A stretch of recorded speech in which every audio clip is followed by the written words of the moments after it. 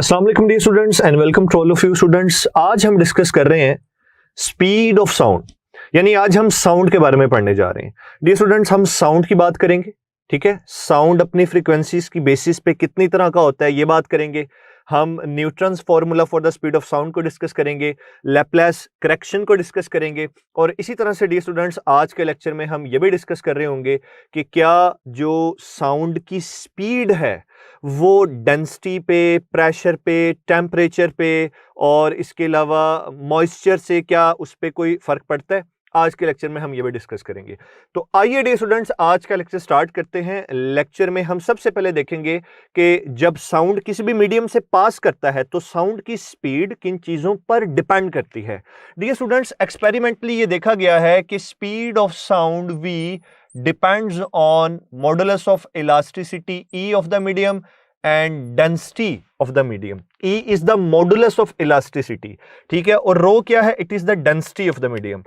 अब dear students ये दोनों चीजें आपने याद रखनी है। ये एक्सपेरिमेंटली देखा गया कि साउंड की स्पीड इन चीजों पे डिपेंड करती है।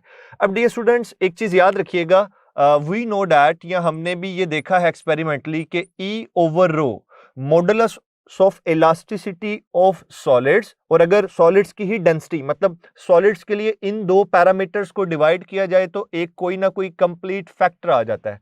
तो it has been seen that E over rho for solids is greater than E over rho for liquids, और इसी तरह से dear students is greater than E over rho for gases.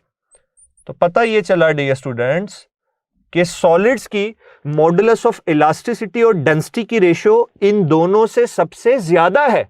अब इसका रिजल्ट ये निकला डियर स्टूडेंट्स कि जो साउंड की स्पीड है, speed of sound in solids is greater then speed of sound in liquids, and speed of sound in liquids is greater than speed of sound in gases. तो ये हमारे पास एक comparison बन गया डियर स्टूडेंट्स, इसे आपने याद रखना है। अब इसको याद रखने का ना मैं एक आसान सा तरीका आपको बता देता हूं। बहुत से बच्चे इस चीज को नहीं याद रखना चाहते, वो अक्सर क्लास में कहते हैं सर ये टफ हो गया, जरा आसान लफ्जों में बता दे। डियर स्टूडेंट्स, साउंड क्या है? हमने लास्ट लेक्चर में ये बात बड़ी डिटेल में डिस्कस की थी कि साउंड मैकेनिकल वेव्स हैं जिन्हें एक जगह से दूसरी जगह जाने के लिए मीडियम चाहिए। अब डियर स्टूडेंट्स, जो सॉलिड्स हैं इनकी जो पैकिंग है पार्टिकल्स की, पार्टिकल्स का मतलब एटम्स भी हो सकता है, आयंस भी हो सकता है, मॉलिक्यूल्स भी हो सकता है। पार्टिकल एक ब्रॉडर वर्ड है, जैसा कि आप जानते हो, इसे आप केमिस्ट्री में यूज करते हैं, फिजिक्स में भी हम इसे इसी तरह से यूज करते हैं। तो डियर स्टूडेंट्स, सॉलिड मटेरियल के अंदर पार्टिकल्स की पैकिंग क्लोज होती है, तो जो डिस्टर्बेंस है वो थोड़े से टाइम में तेजी से ट्रांसफर हो जाती है। इसीलिए सॉलिड्स में साउंड की जो स्पीड है वो सबसे ज्यादा है। लिक्विड्स की बात करें तो लिक्विड्स में पार्टिकल्स के दरमियान थोड़ा सा गैप होता है, तो एक पार्टिकल जब डिस्टर्बेंस कन्वर्ट करता है आगे, या सॉरी टू से इस तरह कहना चाहिए, एक पार्टिकल जब डिस्टर्बेंस आगे भेजता है तो टाइम ज्यादा लग जाता है, तो स्पीड थोड़ी सी कम हो जाती है। अब गैसेस की बात करें, पार्टिकल्स दूर दूर, ठीक है, एक पार्टिकल ने आगे जब डिस्टर्बेंस को भेजना है तो ज्यादा टाइम लग जाता है, तो गैसेस में साउंड की स्पीड सबसे कम है। तो इसे इस तरीके पैकिंग से भी हम बता सकते हैं। तो नॉर्मली अगर कंसेप्चुअली डिस्कस करना है या एंटिटेस के पॉइंट ऑफ व्यू से डिस्कस करना है तो इसे ऐसे डिस्कस किया जाता है डियर स्टूडेंट्स। अब डियर स्टूडेंट्स जल्दी से एक चीज डिस्कस करते हैं। एक एमसीक्यू आपके सामने है, इसका आपने आंसर करना है और आप बताएंगे जल्दी से। डियर स्टूडेंट्स, एमसीक्यू ये है कि speed of sound in vacuum at 0 degree Celsius is. अब जानबूझ के मैंने एक ऐसा क्वेश्चन बनाया डियर स्टूडेंट्स। अब पहले ऑप्शंस को देखिएगा, फिर आपने डिसाइड करना है कि आंसर क्या होगा। Let's say dear students, alpha में है 332 मीटर पर सेकेंड, ठीक है, ये अल्फा ऑप्शन है। बीटा में है 120 मीटर पर सेकेंड, ठीक है डियर स्टूडेंट्स। चार्ली में है 280 मीटर पर सेकेंड, और डियर स्टूडेंट्स डेल्टा में है 0। क्या टिक करेंगे डियर स्टूडेंट्स? अब देखें, माइंड के अंदर जो रिफ्लेक्सेस मौजूद होते हैं ना, जो इंफॉर्मेशन ट्रैप हुई होती है, वो फौरन से कहती है कि साउंड की स्पीड 0 डिग्री सेल्सियस पे 332 मीटर पर सेकंड है। लेकिन डियर स्टूडेंट्स, आप यहां पे कैसे भूल सकते हैं कि हमने यहां पे वैक्यूम की बात की है। तो वैक्यूम में तो साउंड ट्रेवल ही नहीं कर सकता, क्योंकि साउंड क्या है, मैकेनिकल वेव्स हैं, इनको मीडियम चाहिए। इस रूम में से अगर एयर को बाहर निकाल दिया जाए, मीडियम बाहर निकाल लिया जाए, तो यहां पे वैक्यूम क्रिएट हो जाएगा। Vacuum means absence of air, absence of medium, तो साउंड तो प्रोपगेट ही नहीं करेगा। तो अगर इस रूम के अंदर वैक्यूम हो, पहली बात मुझे सांस तो नहीं आएगा, लेकिन फिर भी अगर मैं बोल रहा हूं ना, पता आपको कैसी आवाज आ रही होगी? इस तरीके से आपको। तो जो वैक्यूम है डियर स्टूडेंट्स, साउंड उसमें ट्रेवल नहीं करता। तो इसका आंसर क्या है? डेल्टा है। इस चीज को याद रखिएगा। अब डियर स्टूडेंट्स, जल्दी से एक और बात हम सीखते हैं। स्टूडेंट्स, जब किसी जगह पे एक्सप्लोजन होता है ना, ये एमसीक्यू है, ये एमसीक्यू जस्ट मैं आपको एक्सप्लेनेशन में बता रहा हूं। डियर स्टूडेंट्स, एक जगह पे ना एक्सप्लोजन हुआ, ठीक है, दूर किसी जगह पे ना एक्सप्लोजन हुआ, तो उसकी जो जमीन से धमक आती है वो हमें पहले मतलब महसूस हो जाती है, और जो ठा की आवाज एक्सप्लोजन की, सॉरी टू से, वो बाद में आती है। ये क्या टाइमिंग डिफरेंस क्या है? ये ऐसा क्यों होता है? डियर स्टूडेंट्स, जब किसी जगह पे एक्सप्लोजन होता है, ठीक है जी, तो साउंड जो है वो ग्राउंड में बड़ा तेजी से ट्रेवल करता है, तो वो तेजी से ट्रेवल करके आप तक पहुंच जाता है। तो जमीन से आपको एक वो शॉक, एक ट्रेमर, ठीक है जी, एक धमक जिसे कहते हैं, वो आपको जल्दी सुनाई दे जाती है, आप उसे जल्दी फील कर लेते हो, क्योंकि जो उस एक्सप्लोजन का साउंड है वो सॉलिड में से ज्यादा तेजी से आप तक पहुंचता है। अब जो उसकी आवाज है वो एयर में से आ रही है। एयर कौन सा मीडियम है? गैसियस, तो आवाज बाद में आएगी। तो ये चीज भी याद रखिएगा। इस तरह की चीजें भी कभी कभार डिस्कस की जाती हैं एमसीक्यूज के अंदर। अब डियर स्टूडेंट्स, हम यहां पे एक कंपैरिजन करने जा रहे हैं, और उस कंपैरिजन में हम सीखेंगे कि न्यूटन ने क्या किया, क्या फॉर्मूला बनाया, लैपलेस ने कैसे उसकी करेक्शन की। अब डियर स्टूडेंट्स, स्टार्ट करने से पहले एक मैं करेक्शन कर दूं। हमारे बच्चों का ये कॉन्सेप्ट बड़ा खराब है। वो ये समझते हैं कि शायद न्यूटन साहब साउंड की स्पीड कैलकुलेट करने जा रहे थे। स्टूडेंट्स, जब न्यूटन ये काम कर रहा था तो साउंड की स्पीड तो ऑलरेडी कैलकुलेटेड थी एक्सपेरिमेंट्स के थ्रू। तो न्यूटन साउंड की स्पीड नहीं कैलकुलेट करना चाहता था, न्यूटन यह बताना चाहता था कि साउंड इस प्रोसेस को फॉलो करते हुए किसी मीडियम से प्रोपगेट करता है। वो प्रोपगेशन की बात कर रहा था कि किस प्रोसेस को ओबे करते हुए, किस प्रोसेस को फॉलो करते हुए साउंड किसी मीडियम से प्रोपगेट करता है। तो आइए जरा देखते हैं। तो इसलिए डियर स्टूडेंट्स, यहां पे हम लिखेंगे न्यूटन्स फॉर्मूला, और इसका कंपैरिजन हम लैपलेस करेक्शन से कर रहे होंगे, क्योंकि ये जो टॉपिक है ये ओवरऑल एक डेरिवेशन है, और इस डेरिवेशन को करने का आसान सा तरीका ये है डियर स्टूडेंट्स, एंटी टेस्ट में हम एक कंपैरिजन में से स्टडी कर रहे होंगे। डियर स्टूडेंट्स, अभी मैंने बताया कि न्यूटन ने ये अज्यूम किया था कि जो साउंड है वो जब किसी मीडियम से पास करता है तो वो जिस प्रोसेस को ओबे करता है वो है जी आइसोथर्मल प्रोसेस, ठीक है। तो न्यूटन ने अज्यूम किया कि जब साउंड किसी मीडियम से पास करता है तो वो आइसोथर्मली करता है, वो आइसोथर्मल प्रोसेस को फॉलो करता है या ओबे करता है। अब आइसोथर्मल प्रोसेस का मतलब यह है कि जब साउंड किसी मीडियम से पास कर रहा होगा तो उस मीडियम का टेम्परेचर कांस्टेंट रहेगा, ये इंपॉर्टेंट बात है याद रखने वाली, और उसके टेम्परेचर में, मीडियम के टेम्परेचर में चेंज 0 होगा। अब डियर स्टूडेंट्स, अगर साउंड किसी मीडियम से आइसोथर्मली पास कर रहा है तो वहां पे अकॉर्डिंग टू बॉयल्स लॉ हम ये भी तो लिख सकते हैं कि product of PV remains constant, और अल्टीमेटली इस बात का मतलब ये है डियर स्टूडेंट्स कि pressure is inversely proportional to volume, ठीक है। तो बॉयल्स लॉ एप्लीकेबल हो जाता है वहां पे, ये है। अब डियर स्टूडेंट्स, आइसोथर्मल प्रोसेस को माइंड में रखते हुए न्यूटन ने थ्योरेटिकली अब साउंड की स्पीड इसलिए कैलकुलेट की ताकि उसे ये पता चल जाए अगर न्यूटन के कॉन्सेप्ट के मुताबिक साउंड की जो स्पीड है थ्योरेटिकली बराबर आ जाती है एक्सपेरिमेंटल वैल्यू के, तो न्यूटन की ये बात बिल्कुल वैलिड होती, ठीक होती, लेकिन ऐसा नहीं हुआ। We know that the speed of sound v is equal to under root E over rho. तो किस आइसोथर्मल मॉडुलस ऑफ इलास्टिसिटी की, सॉरी, किस मॉडुलस ऑफ इलास्टिसिटी की बात करेंगे? आइसोथर्मल मॉडुलस ऑफ इलास्टिसिटी की बात करेंगे अकॉर्डिंग टू न्यूटन। तो न्यूटन ने कहा कि ये जो मीडियम का मॉडुलस ऑफ इलास्टिसिटी है, it is isothermal, EI, isothermal modulus of elasticity. और डियर स्टूडेंट्स, इसने ये कहा था कि ये प्रेशर P के बराबर है डिवाइडेड बाय रो। अब प्रेशर P क्या होता है? रो GH, ठीक है जी। तो वहां पे उसने उसकी जो वैल्यू कैलकुलेट की थी वो मैं डायरेक्ट लिख देता हूं। उसने वैल्यू कैलकुलेट की 101,325 pascal divided by density of air, जो कि डियर स्टूडेंट्स है 1.29। तो डियर स्टूडेंट्स, फर्दर इसे सॉल्व करेंगे तो अप्रोक्सीमेटली आंसर आता है 280 मीटर पर सेकेंड। यहां पे बेचारा न्यूटन परेशान हो गया, क्योंकि साउंड की जो एक्सपेरिमेंटली कैलकुलेटेड वैल्यू थी उसके साउंड की स्पीड की, ये स्टूडेंट्स, वो है 332 मीटर पर सेकंड। और न्यूटन के फॉर्मूला, उसके कॉन्सेप्ट के मुताबिक, उसके आइसोथर्मल प्रोसेस की वजह से उसने जो अज्यूम किया और सारी कैलकुलेशन की, साउंड की स्पीड कितनी आ गई?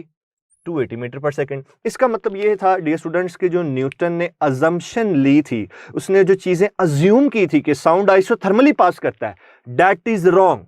ठीक है। अब एक क्वेश्चन ये पूछा जाता है कि what is the percentage error in the value of Newton's speed of sound. तो परसेंटेज एरर को डिस्कस करते हैं डियर स्टूडेंट्स। परसेंटेज एरर को हम ऐसे डिस्कस कर सकते हैं, ये देखें जरा।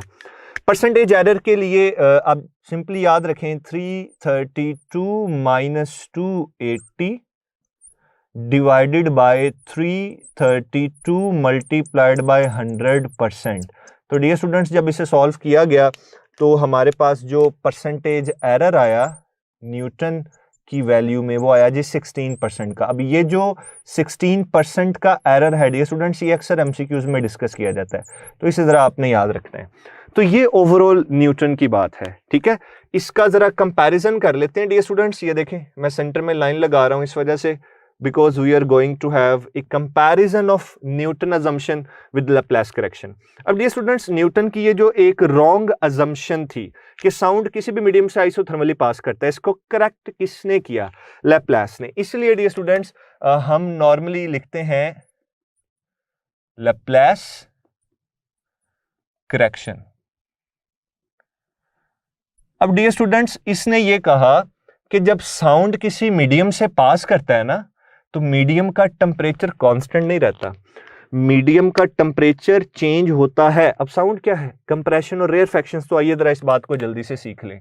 मैं ये चाह रहा हूं कि जब आप अपनी टेक्स्ट बुक से पढ़े डियर स्टूडेंट्स, तो जो भी मैं आपको बात बता रहा हूं ये आपको टेक्स्ट बुक पढ़ने के बाद समझ में आ जाए कि टेक्स्ट बुक में एक्चुअली इस टॉपिक से रिलेटेड किस चीज को ज्यादा डिटेल में डिस्कस किया गया है। तो स्टूडेंट्स, ये आपके सामने कंप्रेशन और रेयरफैक्शंस को मैंने ड्रॉ कर दिया।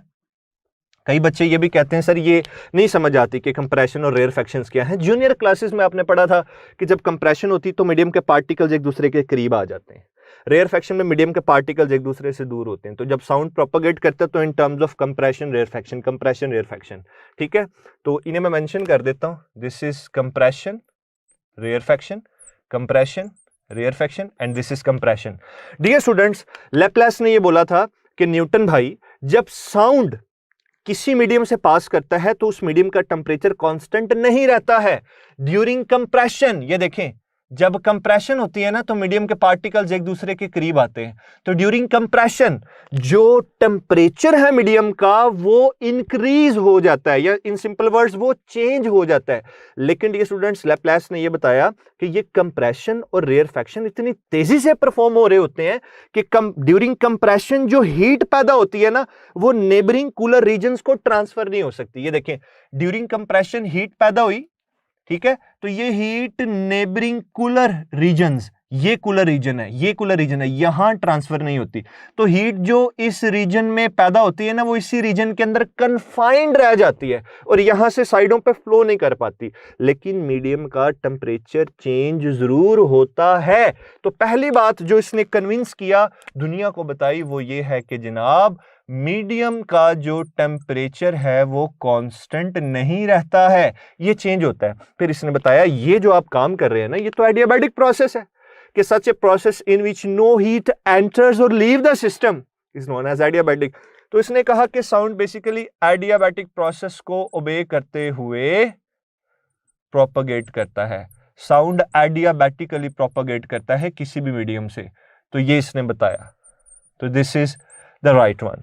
अब देखें जरा, अगर एडियाबैटिक प्रोसेस है तो इसमें मजीद दो चीजों को याद रखना है dear students. Number one, in adiabatic process PV is not equal to constant, PV gamma is equal to constant, और गैमा उस हीट से रिलेटेड कांस्टेंट है जो यहां पे हुआ। आगे चल के हम इंशाल्लाह थर्मोडायनामिक्स में देखेंगे गैमा सीपी ओवर सीवी के बराबर होता है, और इसकी डिफरेंट मीडिया के लिए क्या क्या वैल्यूज हैं वो हम लेटर ऑन स्टडी करेंगे, तो ये चीज याद रखनी है। और डियर स्टूडेंट्स, इसका ये भी मतलब है कि P is inversely proportional to V raise to power gamma.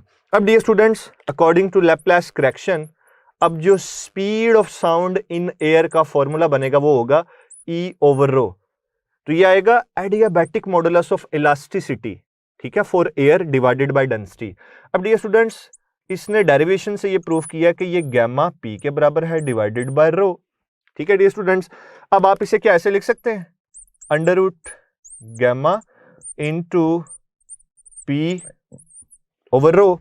अब एयर के लिए गैमा की वैल्यू होती है 1.4 और ये वाली प्रीवियस वैल्यू है, ये है G280।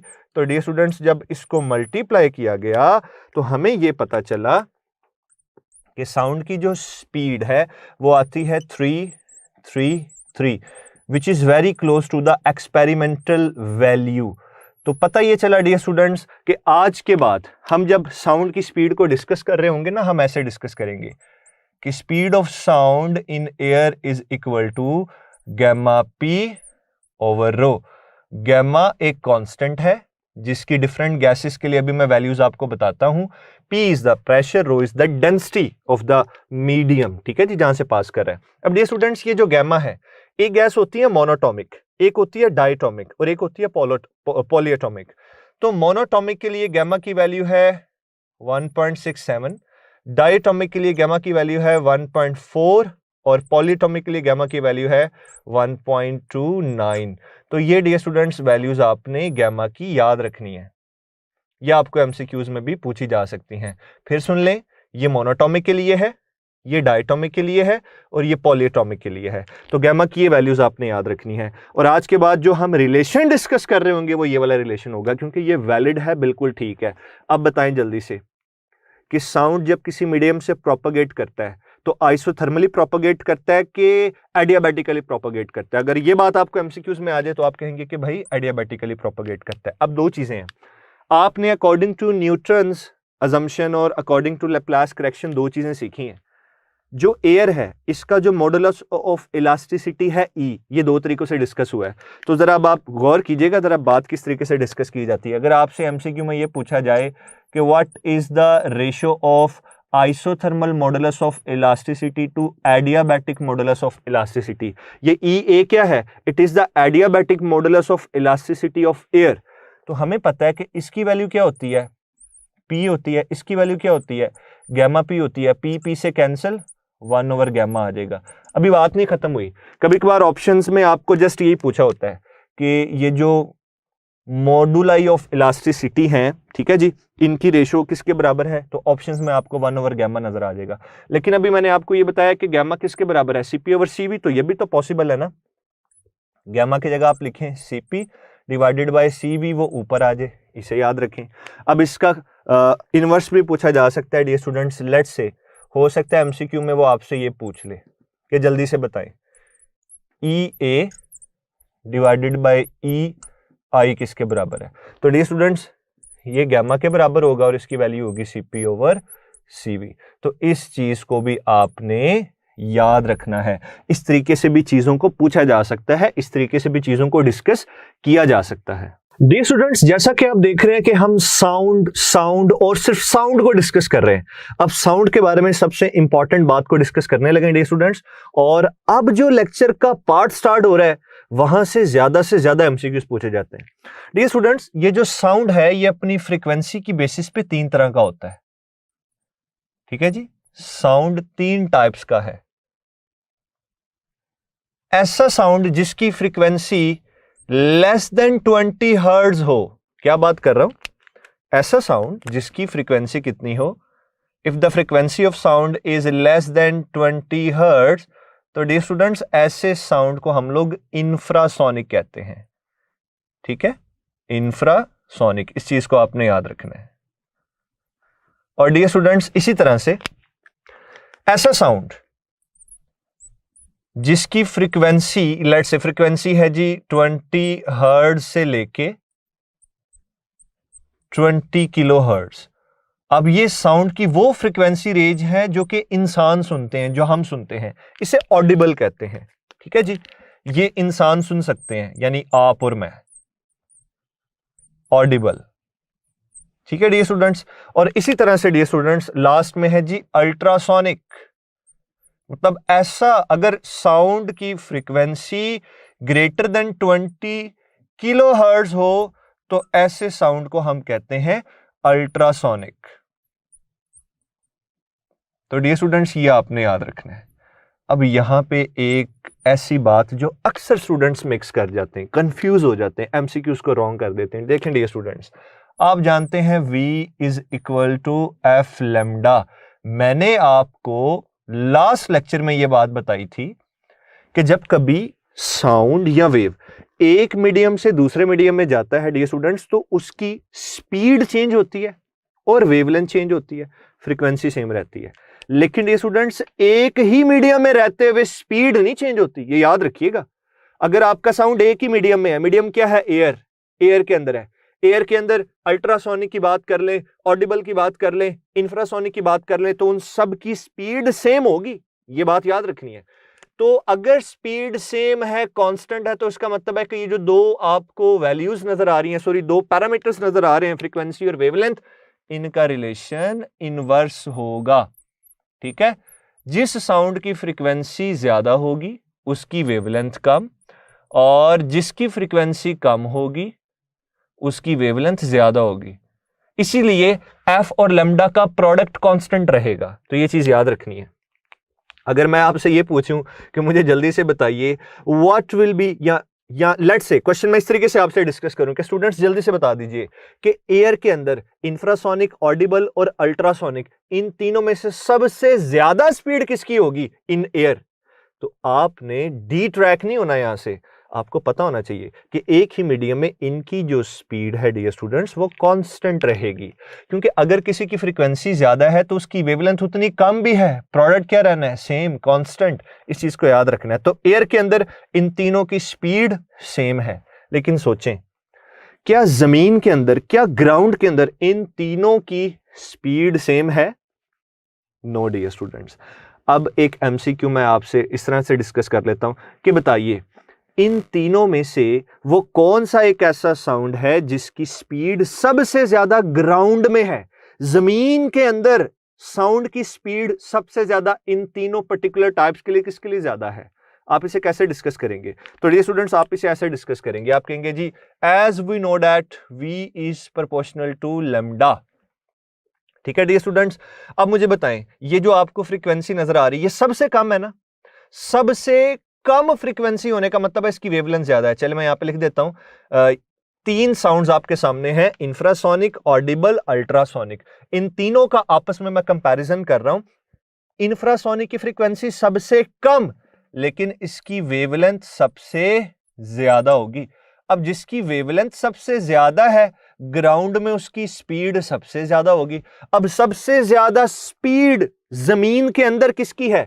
इंफ्रासोनिक की है। यही तो वजह है, आप अक्सर ये बुजुर्गों से सुनते नहीं है, या अक्सर आप ये बात नहीं सुनते कि जब किसी जगह पे अर्थक्वेक आना हो, जब किसी जगह पे जलजला आना हो, तो वहां पे जो जानवर वगैरह होते हैं, जो एनिमल्स होते हैं, वो उस जगह से मूव कर जाते हैं।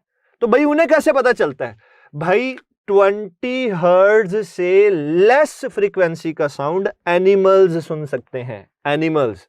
तो ग्राउंड से वो जो तेजी से कौन पहुंचा? इंफ्रासोनिक, उसको जानवर ने सुना और वहां से मूव कर गया, क्योंकि वो उससे डर जाते हैं, घबरा जाते हैं। तो ये बेसिकली उसके पीछे साइंस है, जिसे आमतौर पे लोग समझते हैं कि कोई रॉकेट साइंस है, ये इस वजह से ऐसा होता है। तो आइए डियर स्टूडेंट्स, अब इसके अलावा और बड़ी इंपॉर्टेंट टर्म्स हैं जो यहाँ पे डिस्कस करने वाली हैं, जो कि आपकी बेटा टेक्स्ट बुक के अंदर साइड इंफॉर्मेशन है, उसे देखते हैं। डियर स्टूडेंट्स, ह्यूमंस के बारे में मैंने बता दिया कि ये जो आपको रेंज नजर आ रही है ना, इट इज फॉर ह्यूमंस, ये इंसान सुन सकते हैं। इंसान 20 हर्ट्ज से कम नहीं सुन सकते, इंसान 20 किलो हर्ट्ज से ज्यादा के साउंड की फ्रीक्वेंसी को हियर नहीं कर सकते, सुन नहीं सकते हैं। तो डियर स्टूडेंट्स, अब 20 हर्ट्ज से कम कौन सुन सकता है? डॉग। ये याद रखिएगा, ये जो डॉग है डियर स्टूडेंट्स, ये क्या करता है? ये फ्रीक्वेंसी सुनता है लेस देन 20 हर्ट्ज। अगर आप टेक्स्ट बुक में देखेंगे ना डियर स्टूडेंट्स, तो आपको इस डॉग के लिए उसने फ्रीक्वेंसी बताई होगी जी 15 हर्ट्ज तक के साउंड को ये सुन सकता है। ठीक है, अब डियर स्टूडेंट्स एक छोटा सा एमसीक्यू है, जरा देखिएगा। एमसीक्यू मैं इस तरीके से आपसे डिस्कस कर रहा हूं कि which of the following can hear a sound of frequency greater than 20 kilo hertz. ये जी आपके सामने मैंने एक इंफॉर्मेशन बेस्ड एमसीक्यू प्लेस किया है, ये आपकी टेक्स्ट बुक से है। आमतौर पे बच्चे बॉदर नहीं ना करते, इसे पढ़ते नहीं है। तो let's say dear students, alpha में है डॉल्फिन, ठीक है डियर स्टूडेंट्स, बीटा में है बैट, चार्ली में है डियर स्टूडेंट्स कैट, डेल्टा में है डियर स्टूडेंट्स डॉग, और जी आज जानबूझ के ई ऑप्शन दे दिया मैंने आपको, और इसमें मैंने लिखा जी ऑल ऑफ दिस। जी डियर स्टूडेंट्स क्या टिक करेंगे आप? तो डियर स्टूडेंट्स जब आप अपनी टेक्स्ट बुक की साइड इंफॉर्मेशन को रीड आउट करेंगे तो वहां से आपको ये बात समझ में आएगी कि डॉल्फिन भी 20 किलो हर्ट्ज से ज्यादा का साउंड सुन सकती है, बैट भी 20 किलो हर्ट्ज से ज्यादा का साउंड सुन सकते हैं, कैट भी, डॉग भी। तो यहां पे जो करेक्ट ऑप्शन होगा dear students that is E, all of this. आइए इसी क्वेश्चन के अंदर एक ट्विस्ट लेके आते हैं। अगर इसी क्वेश्चन के अंदर जस्ट मैं कहता कि which of the following can hear a sound of frequency less than 20 hertz, जी डियर स्टूडेंट्स ये सेकंड क्वेश्चन बन गया। ठीक है, ये पहला क्वेश्चन है, ये आपका सेकंड क्वेश्चन बन गया। अब आप क्या टिक करते डियर स्टूडेंट्स? तो अब इसका आंसर होता डॉग। तो एक्चुअली मैंने एम्फेसाइज किया है कि टेक्स्ट बुक में जहां पे वेव्स को डिस्कस किया जा रहा है वहां पे डियर स्टूडेंट्स जब आप ये चीजें रीड आउट करें तो यहां से इंफॉर्मेशन को कैसे एक्सट्रैक्ट करना है आपने, तो ये चीजें अब आपने रीड आउट कर लेनी है डियर स्टूडेंट्स, और ये बहुत ज्यादा इजी है। तो साउंड तीन तरह का है on the behalf of frequency. ठीक है जी, एक ही मीडियम के अंदर साउंड की जो स्पीड है वो सेम रहती है, फ्रीक्वेंसी और वेवलेंथ डिफर कर सकती है। अब डियर स्टूडेंट्स नेक्स्ट हम डिस्कस करेंगे factors affecting the speed of sound. तो वो कौन कौन से फैक्टर्स हैं? तो फैक्टर्स में सबसे पहले आ जाता है जी प्रेशर। क्या मीडियम का प्रेशर चेंज करने से साउंड की स्पीड पे कोई फर्क पड़ता है डियर स्टूडेंट्स? इस चीज को हम डिस्कस करने जा रहे हैं। तो इसे हम ऐसे डिस्कस करेंगे, as we know that speed of sound in air is equal to gamma p over rho according to the correct formula given by Laplace। ठीक है डियर स्टूडेंट्स, अब लेट्स से मैं कहता हूं जी अगर मैं एयर का प्रेशर इंक्रीज कर देता हूं, ये जरा गौर से देखिएगा। अच्छा जी, प्रेशर इंक्रीज कर दिया, डेंसिटी को मैं लिखता हूं मैस पर यूनिट वॉल्यूम। ठीक है जी, मैंने एयर का प्रेशर क्या कर दिया? इंक्रीज। प्रेशर इंक्रीज करने से वॉल्यूम क्या होगा? कम, और डेंसिटी क्या हो जाएगी? इंक्रीज। तो पता ये चला डियर स्टूडेंट्स के जो प्रेशर है और जो डेंसिटी है ये एक दूसरे के डायरेक्टली प्रोपोर्शनल हैं। आप जब एयर का प्रेशर इंक्रीज करेंगे तो अल्टीमेटली एयर की डेंसिटी भी क्या हो जाएगी? ज्यादा हो जाएगी। जितने टाइम से प्रेशर इंक्रीज होगा उतने टाइम डेंसिटी इंक्रीज होगी। तो ये देखें V और P का, बच्चे कहते हैं ना, बच्चे ऐसे समझ रहे हैं, आप ऐसे देखते हो कि सर V और P का डायरेक्ट रिलेशन है, P इंक्रीज V इंक्रीज, लेकिन ये स्टूडेंट्स P और रो प्रेशर और डेंसिटी एक साथ इंक्रीज होते हैं, तो इनकी जो रेशो है वो कांस्टेंट रहती है। तो रेशो जब कांस्टेंट रहेगी तो इसका मतलब है कि जो साउंड की स्पीड है वो सेम रहेगी। इस चीज का ख्याल रखना है। अब आपको एमसीक्यूज में पता कैसे ट्रैप किया जाएगा? आपको एमसीक्यूज इस तरीके से पूछे जाएंगे। अब जरा देखिएगा, एमसीक्यू आपसे ये पूछा जाएगा कि जी at 1 ATM, let's say at 1 ATM जो साउंड है डियर स्टूडेंट्स उसकी जो स्पीड है ये आपको गिवन है 330 2 मीटर पर सेकेंड, वो कहेगा एट 10 ATM साउंड की स्पीड क्या होगी। तो डियर स्टूडेंट्स, प्रेशर को चेंज करने से तो साउंड की स्पीड पे कोई फर्क ही नहीं पड़ता, तो आंसर क्या होगा, यही होगा, the same 332 metre per second. तो इस तरीके से क्वेश्चंस आपको पूछे जा सकते हैं। तो अल्टीमेट रिजल्ट क्या है, किसी भी मीडियम का प्रेशर चेंज करने से उसमें से पास करने वाले साउंड की स्पीड पे कोई फर्क नहीं पड़ता। Speed of sound is independent of pressure. ये रिजल्ट आप लोगों ने याद रखना है। आइए डी स्टूडेंट्स, अब हम सेकंड फैक्टर को डिस्कस करते हैं। तो सेकंड फैक्टर है जी हमारे पास डेंसिटी का। लेकिन डी स्टूडेंट्स, एक बात का ख्याल रखना है कि जब ये फैक्टर मैं डिस्कस कर रहा हूं तो इसके साथ जो टेक्स्ट बुक में कंडीशंस लिखी हैं वो बड़े इंपॉर्टेंट है। दो कंडीशन क्या है डी स्टूडेंट्स, वहां पे बात की जा रही है एट सेम, ठीक है, at same temperature and pressure and for the gases having same values of gamma, इसकी बात की जा रही है। जैसे let's say hydrogen gas diatomic, oxygen gas diatomic. तो अगर हाइड्रोजन और ऑक्सीजन दोनों का टेम्परेचर सेम रखा जाए, दोनों का प्रेशर सेम रखा जाए, दोनों डायटोमिक गैसेस हैं, दोनों की गैमा सेम है, तो डियर स्टूडेंट्स तब कह सकते हैं कि speed of sound is inversely proportional to square root of density. तो पता ये चला कि ये जो रिलेशन है V is equal to under root gamma P over rho, इसमें ये जो रिलेशन है V is inversely proportional to under root of density, ठीक है डियर स्टूडेंट्स। ये रिलेशन की जो वैलिडिटी है ये बड़ी इंपॉर्टेंट है। अच्छा, यहां पे ना मैं अक्सर बच्चों को एक लाइन लिखवाया करता हूं, आप लोगों को एक लाइन लिखवाया करता हूं, वो बहुत जरूरी है कि ये कब एप्लीकेबल है। ये देखिए मैं लिख रहा हूं, फॉर टू डिफरेंट गैसेस, क्योंकि बेटा जब तक आपको ये बात नहीं ना समझ आएगी तो आप तो इसे हर जगह फिर अप्लाई करते रहोगे, इसलिए मैं लिख के दे रहा हूं कि speed of sound is inversely proportional to square root of densities of the gases when for two different gases at same temperature and pressure. ये सिर्फ तब एप्लीकेबल है, तब आप ये चीज अप्लाई कर सकते हैं डियर स्टूडेंट्स। तो इस चीज का आपने ख्याल रखना है। लेट्स से फौरन से एमसीक्यू की तरफ आता हूं। आपको एमसीक्यू क्या पूछा जा सकता है डियर स्टूडेंट्स, आपसे पूछा जा सकता है कि at same temperature and pressure what will be the ratio of speed of sound in hydrogen to that of speed of sound in oxygen. ये आपसे पूछा जाएगा और आपसे कहा जाएगा जल्दी से इसका आंसर बताइए। तो डियर स्टूडेंट्स ये देखें, डेंसिटी के साथ इनवर्स रिलेशन है, तो आप इसके सोल्यूशन में ऐसे लिखेंगे, speed of sound in hydrogen to speed of sound in oxygen is equal to under root, ठीक है जी, ये आ जाएगी जी डेंसिटी ऑफ ऑक्सीजन, इनवर्स है ना, divided by density of hydrogen. अब डेंसिटी को डियर स्टूडेंट्स आप मोलर मास से कंपेयर कर लें, जिसका मोलर मास ज्यादा उसकी डेंसिटी ज्यादा, जिसका मोलर मास कम उसकी डेंसिटी कम। तो यहाँ पे आएगा जी molar mass of oxygen divided by molar mass of hydrogen. अब डियर स्टूडेंट्स, आपने केमिस्ट्री में पढ़ा और आप ये बात बड़े अच्छे से जानते हैं कि जो मोलर मासेस हैं वो कितने हैं। लेट्स से ऑक्सीजन गैस है O2, मोनोटॉमिक की बात नहीं कर रहा, हाइड्रोजन गैस, ऑक्सीजन गैस। जब वर्ड गैस आ जाए तो उसका मतलब है कि एक इंडिविजुअल एटम एग्जिस्ट नहीं करता। गैस का मतलब है कि O2, गैस का मतलब है H2। तो इसलिए यहां पे 32 डिवाइडेड बाय क्या आ जाएगा, ये 2 आ जाएगा। तो डियर स्टूडेंट्स ये अंडर रूट में हमारे पास 16 आ जाएगा और आप इसे 4:1 कह सकते हैं। तो दिस इज आवर आंसर कि इसकी क्या रेशो है, तो 4:1 इसका करेक्ट आंसर है डियर स्टूडेंट्स। तो इस तरीके से आपको क्वेश्चंस पूछे जा सकते हैं। तो अब जो तीसरा फैक्टर है डियर स्टूडेंट्स वो है जी टेम्परेचर का। तो डियर स्टूडेंट्स टेम्परेचर के इफेक्ट को हम इस तरीके से डिस्कस करेंगे, बात को जरा गौर से सुनिएगा।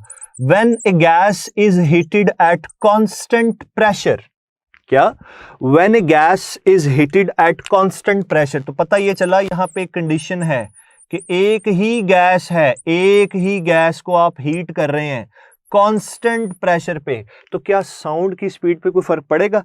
जी डियर स्टूडेंट, साउंड की स्पीड पे फर्क पड़ेगा। तो साउंड की स्पीड पे फर्क पड़ जाएगा। क्या रिलेशन है, आइए जरा मैं आपको वो डिराइव करके देता हूं। जरा गौर से देखिएगा कि ये डेरिवेशन मैं किस तरीके से कर रहा हूं डियर स्टूडेंट्स। ये देखें, आप जानते हैं V is equal to under root gamma P over rho. Rho is the density dear students. इसी वजह से देखें मैं लिख सकता हूं यहां पे गैमा, ठीक है जी। डेंसिटी क्या होती है? मास पर यूनिट वॉल्यूम, तो वॉल्यूम आ जाएगा ऊपर, ठीक है डियर स्टूडेंट्स। अब आप लोगों ने जनरल गैस इक्वेशन तो पढ़ी होगी, तो gamma as it is PV की जगह आप क्या लिखते हैं? N R T divided by mass. दोबारा सुन ले, हो सकता है आपको कोई प्रॉब्लम हो इसमें। डेंसिटी क्या होती है? मास पर यूनिट वॉल्यूम, तो डेंसिटी की जगह लिखा मास पर यूनिट वॉल्यूम, वॉल्यूम ऊपर आके पी से मल्टीप्लाई हो गया। अब dear students, according to general gas equation you know that PV is equal to nRT, तो मैंने इस PV की जगह लिख दिया nRT, डिनोमिनेटर में m as it is. Small n क्या है? It is the number of moles, तो नंबर ऑफ मोल्स को आप फर्दर कैसे लिखते हैं डियर स्टूडेंट्स? ये देखिएगा, given mass over molar mass, याद आया आपको? तो गैमा एज इट इज, इसकी जगह क्या आएगा? Given mass over molar mass, given mass divided by molar मास। ये वाला m साथ एज इट इज, साथ यहां पे r आ जाएगा, यहां पे t आ जाएगा। तो डियर स्टूडेंट्स ये देखें, कैंसिलेशन करते हैं, m से कैंसिल हो गया, तो हमारे पास एक रिलेशन बन गया डियर स्टूडेंट्स। रिलेशन क्या है? Gamma r t divided by capital M। अब डियर स्टूडेंट्स, एक ही गैस को हमने कांस्टेंट प्रेशर पे हीट किया था, एक ही गैस है ना, तो उसका गैमा कांस्टेंट, उसका molar mass constant, R constant. तो यहां से पता क्या चला डियर स्टूडेंट्स?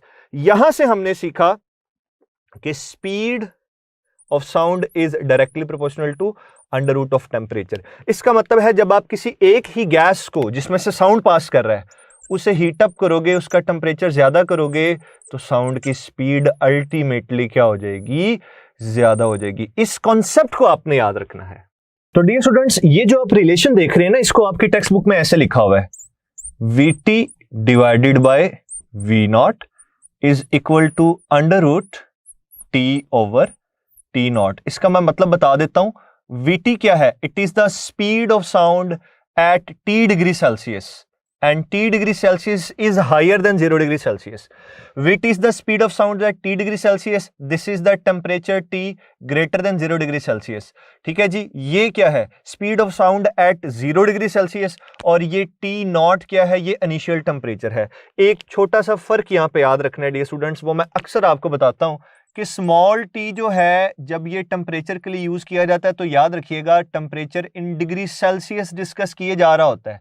ये बात याद रखनी है आपने। जब कभी स्मॉल t आएगा तो याद रखें टेम्परेचर डिग्री सेल्सियस में है। जैसे ही कैपिटल T आपको नजर आएगा, आपने फौरन से ये बात अपने माइंड में ले आनी है कि अब टेम्परेचर केल्विन में डिस्कस किया जा रहा है। तो यहां पे ये कैपिटल T मौजूद है, तो means temperature is in kelvin. अगर मैं 0 डिग्री सेल्सियस की बात कर भी रहा हूं तो आप उसे केल्विन में कन्वर्ट करें। 0 प्लस 273, तो ये 273 केल्विन बन जाएगा। इस चीज का ख्याल रखना है। इसके अलावा डियर स्टूडेंट्स, आप जब फर्दर डेरिवेशन करते हो टेम्परेचर वाले आर्टिकल में ही, तो लास्ट में एक रिलेशन आता है, VT is equal to V not plus 0.61 into T।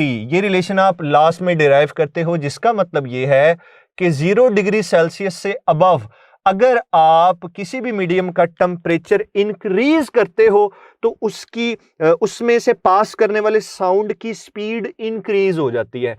तो VT speed of sound at T degree Celsius, V not speed of sound at 0 degree Celsius which is 332 metre per second.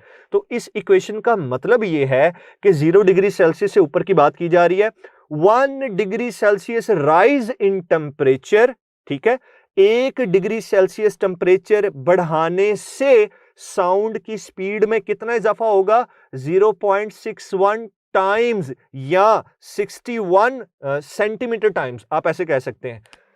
Speed, ये दोबारा सुन लें जरा, speed कितनी increase करेगी? 0.61 times metre per second या 61 times centimetre पर second. ये दो बातें आप कर सकते हैं डियर स्टूडेंट्स। तो ये फैक्टर याद रखना है आपने।